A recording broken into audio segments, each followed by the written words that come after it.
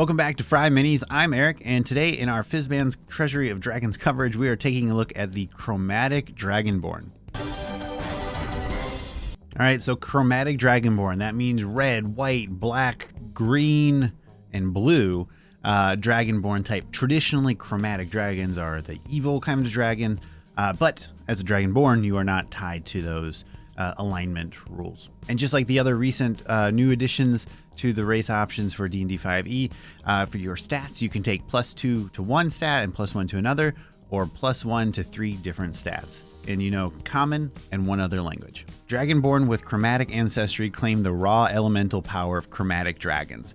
The vibrant colors of black, blue, green, red, and white dragons gleam in those Dragonborn's scaled skin and in the deadly energy of their breath weapons.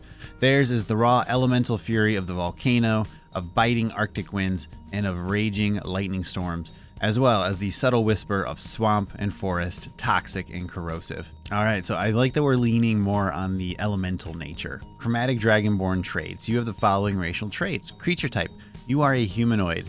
Size, you are medium. Speed, your walking speed is 30 feet. Chromatic Ancestry. You have a chromatic dragon ancestor, granting you a special magical affinity.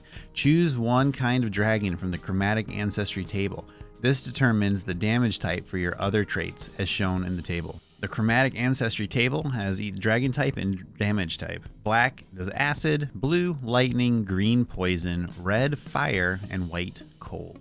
You have a breath weapon. When you take the attack action on your turn, you can replace one of your attacks with an exhalation of magical energy in a 30-foot line that is 5 feet wide. Each creature in that area must make a dexterity saving throw. The DC is 8 plus your constitution modifier plus your proficiency bonus. On a failed save, the creature takes 1d10 damage of the type associated with your chromatic ancestry. On a successful save, it takes half as much. This damage increases by 1d10 when you reach 5th level to 2d10. 11th level to 3d10, and again at 17th level up to 4d10. You can use your breath weapon a number of times equal to your proficiency bonus, and you regain all expended uses when you finish a long rest. It's just so much better than the PHB's Dragonborn breath weapon that it's not even in the same universe. Draconic Resistance. You have resistance to the damage type associated with your chromatic ancestry, and that's why most Chromatic Dragonborn are red. Chromatic Warding. Starting at 5th level, as an action, you can channel your draconic energy to protect yourself. For 1 minute, you become immune to the damage type associated with your chromatic ancestry. Once you use this trait, you can't do so again until you finish a long rest. It's very, very rare in D&D 5e to get immunity at all, period. And so to get it here is great, but it's a trade-off, right? So if you want to have one of the breath weapons that does or is less frequently resisted, that means you're going to end up having your own resistance and immunity being less commonly applied to. So it's an interesting trade-off there. So like if you go fire breath, if you go to red dragon, you get your fire resistance, fire immunity.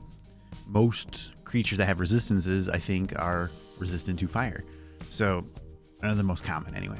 So you're doing less damage, but you're taking less damage. Whereas if you do cold damage, you're going to be in a pretty good spot, but you're not going to be resisting a lot. So it's whatever you want, it works for you. I think this Chromatic Dragonborn is just heads and shoulders above the basic PHB Dragonborn. That it's a win. It's a win-win-win. I can't wait to look at the rest of them. So that's the Chromatic Dragonborn from Fizban's Treasury of Dragons. I'll have a whole playlist here, so keep an eye out and we'll get more videos coming. Thanks for watching. I'll see you in the next one.